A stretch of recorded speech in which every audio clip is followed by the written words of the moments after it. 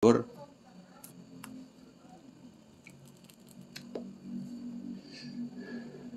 Awas loh, ayah nanti yang tidurin kamu. Dia langsung menengadahkan kepalanya, menatap wajahku dengan mola mata berbinar.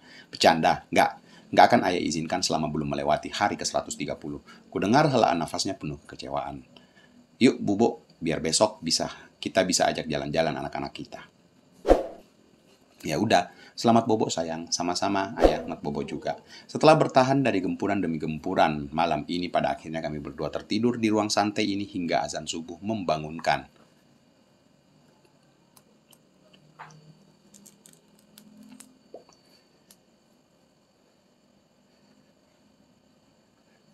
Sedikit mundur ke hari Sabtu, di minggu pertama ia bersamaku. Sesuai janjiku ke sang bidadari, kami semua kembali ke Cimahi menggunakan dua mobil.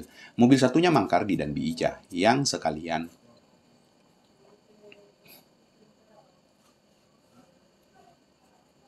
ingin menjenguk keluarganya. Mobil Jeep ku gunakan bersama keluargaku, aku, kekasihku, putra, dan kedua putriku. Singkatnya, setelah mengambil semua pakaian yang mereka tinggalkan di sini, yang padahal di hari kedua yang sempat ku narasikan sebelumnya, akan mengajak mereka berbelanja di sore hari, membelikan banyak pakaian buat anak-anak, bahkan buat Alisa juga, beserta kekasihku ini. Serta keperluan-keperluan kecil, baik susu formula karena asinya sudah kering, perlengkapan mandi, dan lain sebagainya. Serta tak lupa membelikan ponsel baru untuknya yang gak mungkin kubelikan yang biasa.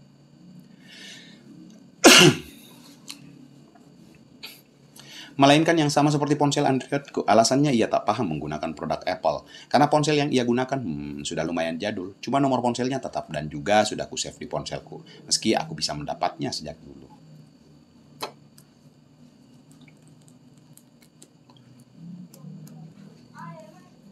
Tapi aku tidak melakukannya, apalagi ya, membelikan mainan putra dan putri kecilku. Tetap saja Asifa mengambil apa yang tertinggal di Cimahi, katanya mubazir. Kemudian setelah memutuskan untuk menyerahkan bagian jaga usaha warung ini ke keluarga Mangkarti,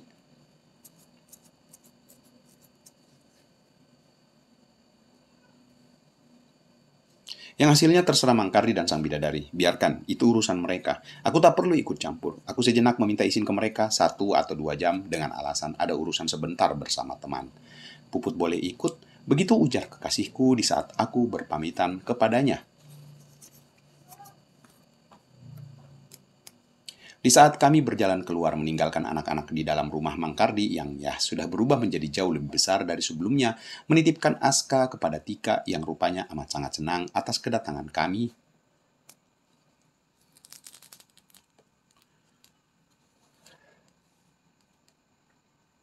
Aku mengernyit. Kan, ayah mau bertemu dengan, belum juga keselesaikan, ia menyelah. Puput tahu ayah mau kemana. Karena Puput tahu selama ini yang suka bersihin kuburan Abi selain Puput, pasti ayah yang tiap minggunya datang. Jangan berdusta lagi, oke?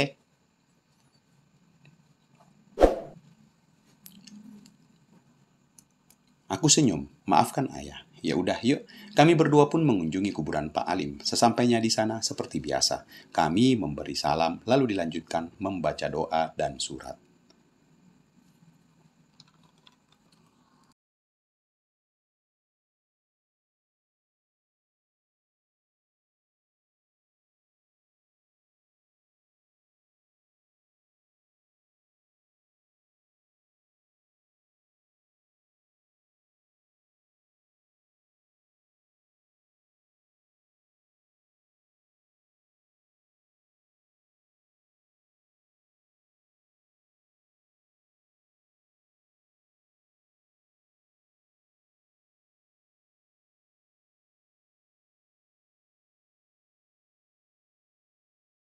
Cara selama ini yang normal-normal saja. Yang sekali lagi intinya Putri Asifaku sudah seperti Nyonya Darmawan, hanya belum teresmikan saja secara legal dan kehalalannya.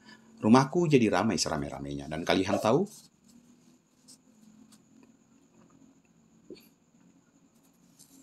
apa yang dikatakan calon istri tercintaku yang hanya singkat dan jelas saja? Yah, gagal deh. Hahaha.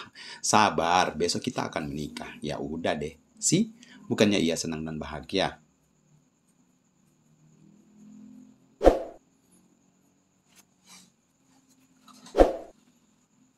Melainkan ia harus tetap menahan bagaimana terbakarnya dalam dirinya hingga besok hari. Jangan ngambek lagi, kamu ini udah nggak cocok umur kalau ngambek kayak gini terus. Makasih ayah, ya udah buruan pulang, anak-anak kangen sama ayahnya tuh. Anak-anak tuh bundanya sendiri.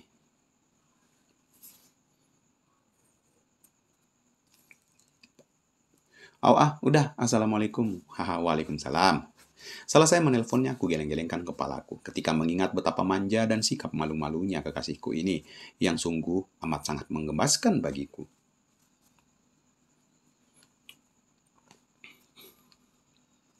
Sudah, pas tiba di rumah, aku hanya bisa menyaksikan sambil menahan senyum melihat bagaimana cemberutnya wajah kekasihku ketika melihatku. Meski ia seperti biasa menutup sebagian wajahnya dengan nikab, tapi ku tahu setiap ekspresi yang terjadi di wajah cantik kekasihku ini.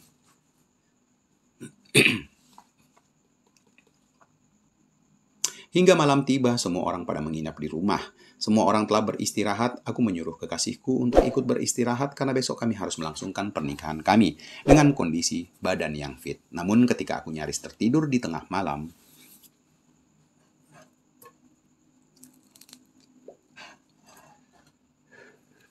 ketika pandanganku tak sengaja menatap jam di dinding, waktu sudah menunjukkan pukul 00.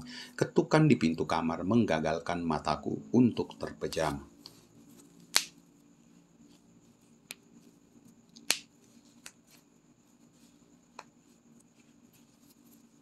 Mau gak mau, aku pun beranjak membuka pintu. Dan ya, semua orang yang menginap di rumah ini pada berkumpul di depan kamarku sembari menyanyikan lagu Selamat Ulang Tahun Untukku.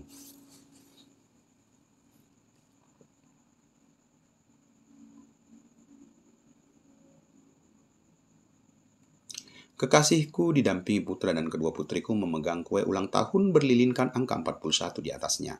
Kemudian menyuruhku melakukan make a wish, tentu saja setelah itu kusuruh mereka bubar, sudah malam, haha. Begitupun bidadariku beserta anak-anak. Segera kusuruh kembali ke kamar, tak boleh ada acara ini itu lagi, yang hanya sekedar bersalam-salaman, saling menyalim yang terjadi, lalu selanjutnya di beberapa menit kemudian semua orang kembali ke kamar masing-masing.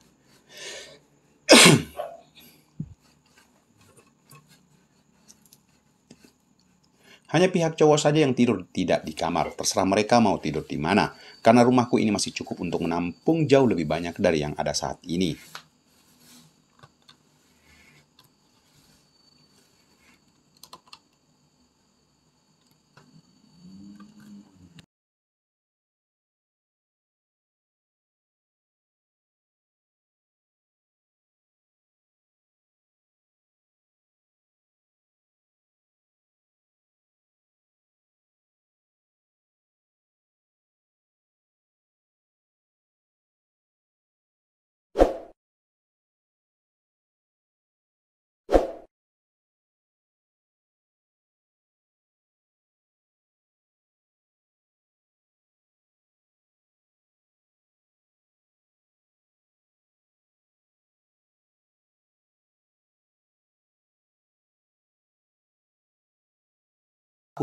Menutup rapat-rapat pintu kami bertemu, menutup mata kami berdua seolah-olah memang tak ada jalan untuk bertemu. Memang takdirlah yang menentukan jika belum saatnya kami dipertemukan, karena memang tak pantas dipertemukan mengingat adanya almarhum di tengah-tengah hubungan kami ini. Lalu setelahnya aku mengunjunginya, setelah almarhum meninggalkan kami semua.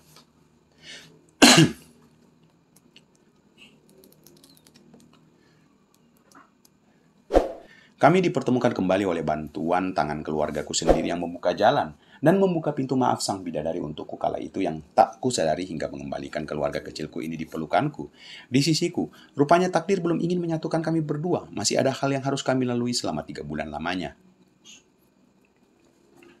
yaitu menggenapkan 130 hari masa idahnya. Janda cerai meninggal dan selama 3 bulan inilah puncak dari segala penderitaan yang harus kutahan secara maksimal terjadi.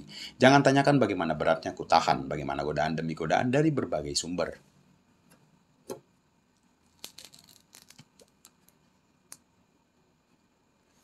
Tak terkecuali godaan dari kekasihku sendiri yang hampir tiap malamnya tak henti-hentinya datang menyerang. Hal wajar, amat sangat wajar jika ia mendambakan kesempurnaan atas sayang dan cintaku untuknya. Dengan penyatuan kami yang masih saja belum terjadi. Mengingat betapa kering dahaganya selama 2 tahun ini. Terakhir ketika aku sendiri yang menghilangkan dahaga kekasihku malam itu. Memang bertahan dengan jarak berjauhan amatlah sangat mudah. Terbukti itu terjadi selama 2 tahun ini. Tapi tidak ketika kami telah satu atap. Tak ada halangan dan rintangan untuk melakukannya. Kami sama-sama dewasa, sama-sama mendamba. Atas ingatan kejadian malam itu, hanya satu-satunya saja halangan bagi kami, yaitu janji kami kepada Allah Subhanahu wa Ta'ala. Pun mayoritas orang akan selalu dan selalu berpikir secara gampang jika dimaknai dalam sebuah narasi mungkin akan seperti ini. Hilaflah bersama bidadarimu, Don. Cukup sekali, karena engkau pun tak akan menikahinya. Jadi tunggu apa lagi, Hajar Bo? Cuma aku sekali lagi tak ingin melakukannya. Kulit kami sekecil apapun seperti sebuah sumbu yang mulai terbakar perlahan demi perlahan hingga meledaklah keinginan sang bidadari kemarin. Namun sekali lagi, kutekankan ke kalian, aku menahannya. Meski kemarin hampir, bahkan nyaris saja kami mendobrak benteng pertahanan, mengingkari janji kami berdua untuk melakukan yang dilarang olehnya. Meski kesal dan cemberut yang ditunjukkan pada ekspresinya tak menggugurkan keinginanku ini.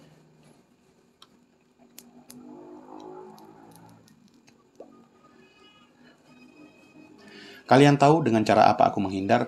Meski ku tahu betapa terbakarnya ia kemarin dengan cara haha. Aku ingin ketawa kembali ketika mengingat kejadian kemarin itu. Kalian tentu penasaran bukan apa yang terjadi? Baiklah, sedikit ku ceritakan ya.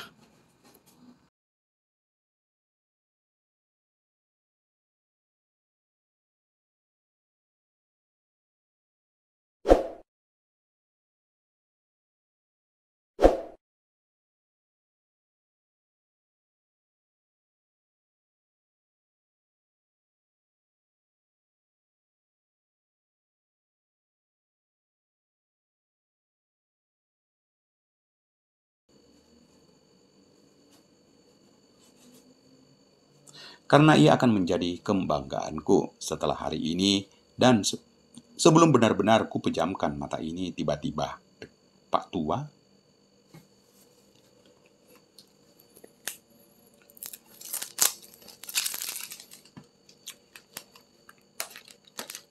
Aku terkejut, amat sangat terkejut karena aku benar-benar seperti nyata merasakan kehadirannya saat ini. Merasakan beliau tersenyum kepadaku, seolah memberikan restu kepadaku untuk meneruskan hidup bersama sang bidadari. Sedikit emosi, aku menekankan di kening istriku.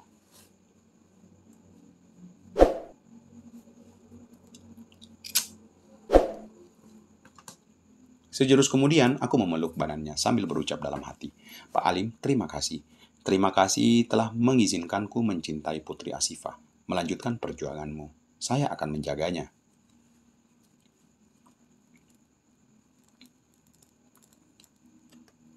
Dan saya berjanji akan terus menjaganya hingga saya tutup usia.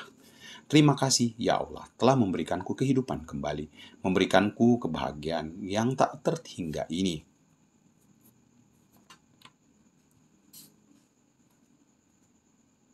Mencerahkan rumahku ini dengan kehadirannya, melengkapinya dengan menjadi istriku tercinta. Ya Allah, ya Tuhanku, tak akan pernah lelah aku berterima kasih dan mengucap syukur atas cahaya dari surga ini untuk hamba, untuk keluarga hamba. Sekali lagi, terima kasih. Putri Asifah, istriku tercinta. Ayah berjanji, ayah akan selalu dan selalu mencintaimu tanpa syarat, hingga kita dipisahkan oleh panggilan Sang Halik untuk kembali ke sisinya kelak.